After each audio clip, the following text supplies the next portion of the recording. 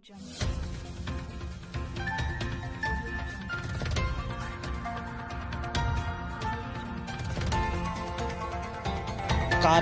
TV हर पल आपके साथ। रिछोला किफायतुल्लाह के प्रधान जी को इस वीडियो के माध्यम से अवगत कराना चाहता हूं। कहते हैं मजहब नहीं सिखाता आपस में बैर रखना, मजहब नहीं सिखाता आपस में बैर रखना। और हिंदी है हम वतन है, ये हिंदुस्तान हमारा, ये हिंदुस्तान हमारा। आज हिंदुस्तान की हम एक ऐसी मिसाल आपको दिखाने जा रहे हैं जो कभी आपने देखी नहीं होगी। एक परिवार जिसका बेटा इस घर से चला जाता है और वहीं पर देखने के लिए, उस परिवार के बच्चे को देखने के लिए एक मसीहा आता है, जिसको कहते हैं एक खुदा का एक नेक बंदा। वो आता है यहाँ पर और उस घर को देख के जाता है, यहाँ के हालात देख के जाता है, तो उसको दया आती है, उसके मन में दया आती है। ऐसे ही उस अल्लाह के नेक बंदे का नाम है संतोष गुप्ता, जो किसी के इंट्रोड्यूस के मोहताज नहीं है। संतोष गुप्ता एक ऐसी शख्सियत है जो हमेशा लोगों की मदद करते चले आए हैं। जब संतोष गुप्ता जब यहाँ पर आए तो उन्होंने देखा कि यहाँ पर बहुत ज़्यादा परेशानी है, बहुत ही ज़्यादा यहाँ पर गरीबी है। गरीबी की वजह से यहाँ पर झोपड़ियाँ पड़ी हुई हैं, तिरपाल लगा हुआ है, खाने के लाले पड़े हुए हैं, जिसकी वजह से बच्चा गया था। उसी वजह से उनके मन में दया आई, आज खाने का कुछ सामान यहाँ पर लेके आए। देख सकते हैं, मैं कैमरामैन से कहूँगा कि दिखाएं। वो ब्रेड है, चीनी है, चावल है, तेल है, यानी घर गृहस्थी का जो भी सामान होता है वो सभी सामान है। यहाँ तक ठंड में इनके पास लिहाफ गद्दे भी नहीं थे, लिहाफ गद्दा भी है। हम संतोष गुप्ता जी यहाँ पर मौजूद हैं। संतोष गुप्ता एक ऐसी शख्सियत है जो किसी के इंट्रोड्यूस के मोहताज नहीं है, और सभासद भी हैं और जिला कार्यालय मंत्री भी हैं भारतीय जनता पार्टी के। तो यहीं पर मैं कहूँगा कि हिंदू मुस्लिम की एक ऐसी मिसाल कायम की है जो टूटे से भी नहीं टूट सकती, जिनका नाम है संतोष गुप्ता। संतोष गुप्ता जी आगे आइए। मैं कहूँगा कि किस तरीके से आपने ये सब कुछ देखा और किस तरीके से आपके ये दिमाग में आए कि ये सामान ऐसा है। आपने जो मुझे एक वीडियो आपने ग्रुप पे डाली थी, उस वीडियो में जो इनका बच्चा यहाँ से चला गया था, उस वीडियो को मैंने देखा, मैंने आपसे उसकी जानकारी ली। तो आपने कहा कि वहाँ पे एक रेहान भाई है, उनके बराबर में मकान है। मैंने रेहान भाई से कहा कि रिछोला में जाके उनके परिवार की स्थिति देखिए, उनके बेटे के बारे में जानकारी करिए। उन्होंने जो मुझे बताया कि बहुत गरीब परिवार है, उनके रहने की व्यवस्थाएं भी बहुत अस्त व्यस्त है। तो मैं रात के 8 बजे बरली से सीधे यहीं रुक गया, इनके घर पे आया, इनको देखा, इनके मकान की स्थिति देखी। तो मुझे लगा कि प्रधानमंत्री आवास योजना के तहत हजारियों लोगों के नवाबगंज कस्बे में जो मकान बने हैं, लेकिन इतना एक गरीब परिवार इस रिछोला में रहता है, वो अछूता क्यों रह गया। लेकिन मैं कहना चाहूँगा, ऐसे रिछोला के जो प्रधान हैं, जनप्रतिनिधि हैं, उनको सोचना चाहिए कि चाहे वो हिंदू समाज का हो या मुस्लिम समाज का हो, किसी भी समाज का, किसी धर्म का व्यक्ति हो, तो ऐसे गरीब परिवारों की मदद करना चाहिए। सबसे पहले जो प्रधानमंत्री आवास योजना के तहत जो मकान मिलना चाहिए, जो इसके पात्र हैं, वो ऐसे गरीब परिवार हैं जिनके मकान पे छत भी नहीं है। आप देखिए एक बार वीडियो, उधर आप इनके मकान पे छत भी नहीं है, रहने की व्यवस्था नहीं है। बेचारों ने कैसे अपने व्यवस्था करके रहने की व्यवस्था करी है, खुले में रह रहे हैं। जब मैंने यहाँ आके देखा इनके, फिर जब मैं बरेली से आके यहाँ रुका तो मैंने देखा कि इनके लिए ओढ़ने बिछाने तक की व्यवस्था नहीं है। जो ये बहन जी थी, ये बैठी हुई थी, बिटिया केवल एक कंबल ओढ़े हुए थी। तो मुझे लगा कि इस परिवार की जो भी थोड़ी बहुत संभव हो वो मदद करनी चाहिए।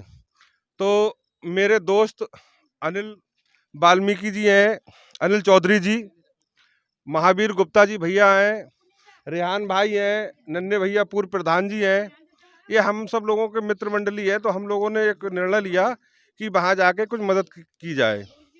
फिर भैया ने मुझे जागरूक करा, मैंने देखा, तो फिर मैं यहाँ पे जो भी थोड़ा बहुत जो कर सकता हूँ ईश्वर की कृपा से, वो मैंने किया है। और ये मैंने नहीं किया, जो सब ईश्वर कराता है, खुदा भगवान कराता है। बिना ईश्वर और बिना खुदा की मर्जी के कोई कुछ नहीं कर पाता।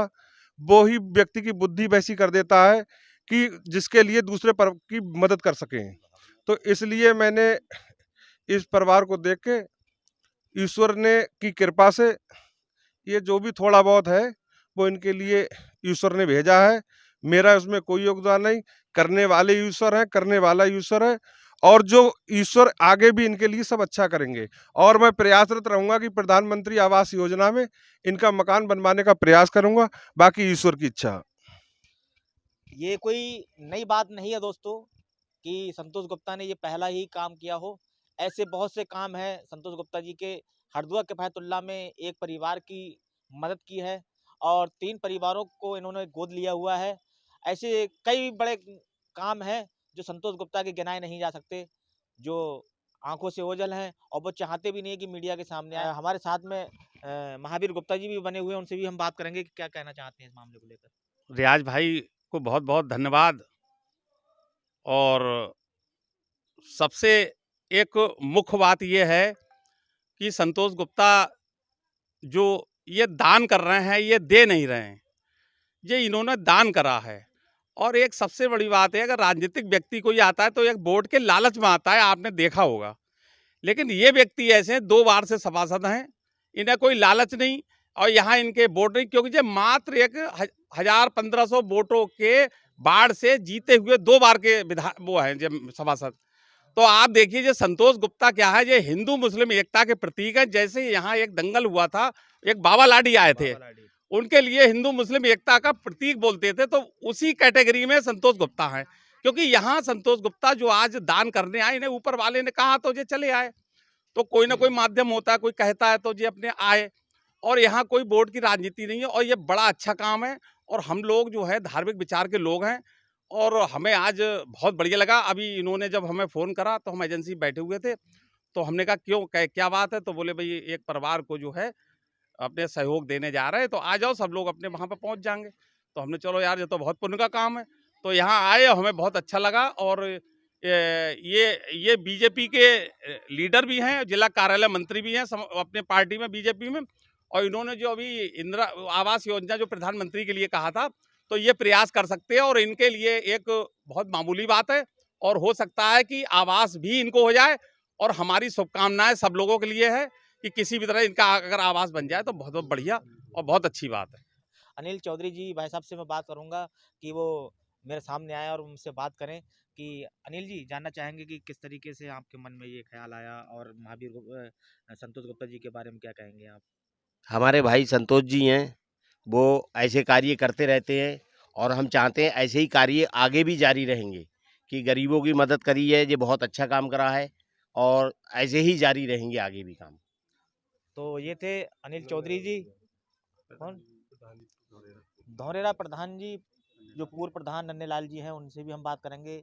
क्या कहना चाहते हैं संतोष गुप्ता जी की इस पहल को लेकर। महोदय, ये भावनाएं होती हैं और गरीबों के प्रति हम लोगों के अंदर ये भावनाएं हैं। हम समाज सेवी हैं, जनता की सेवा करते हैं, करते रहते हैं, और इस तरह की बातें वहीं होती हैं, वहीं की जाती हैं जो इस लायक होते हैं।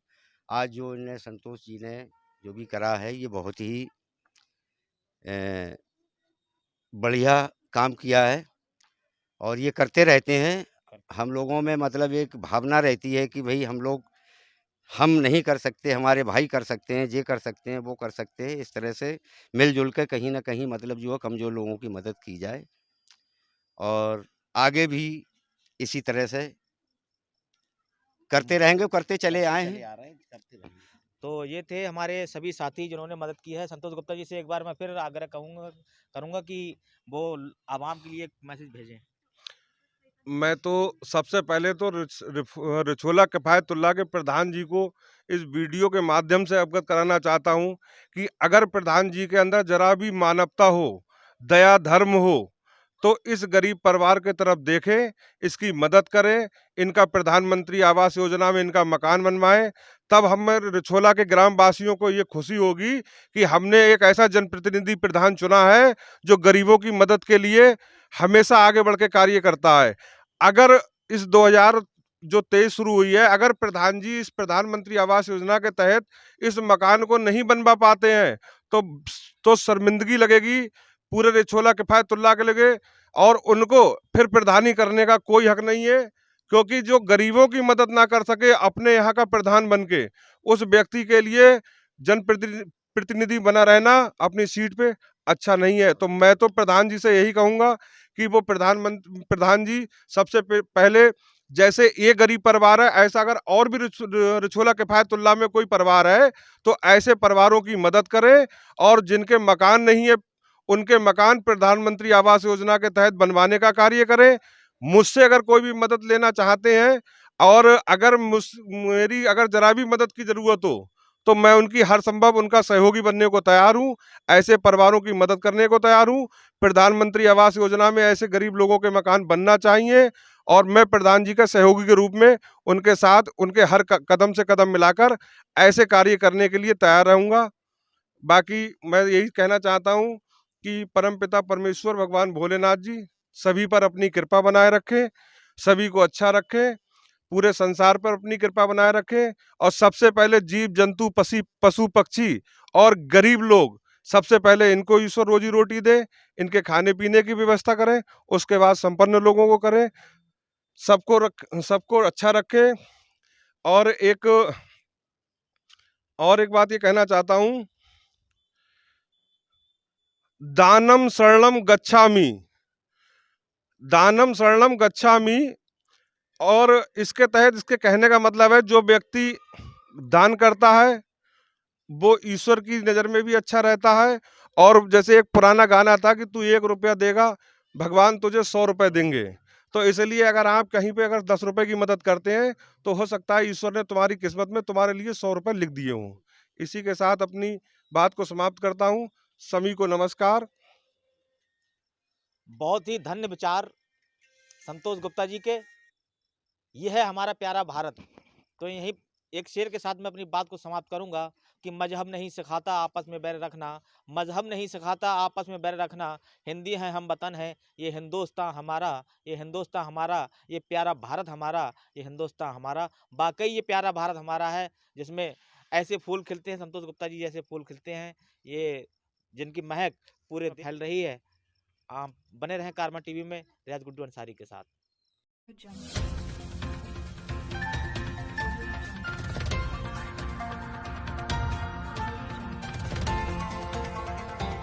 कारवां टीवी, हर पल आपके साथ।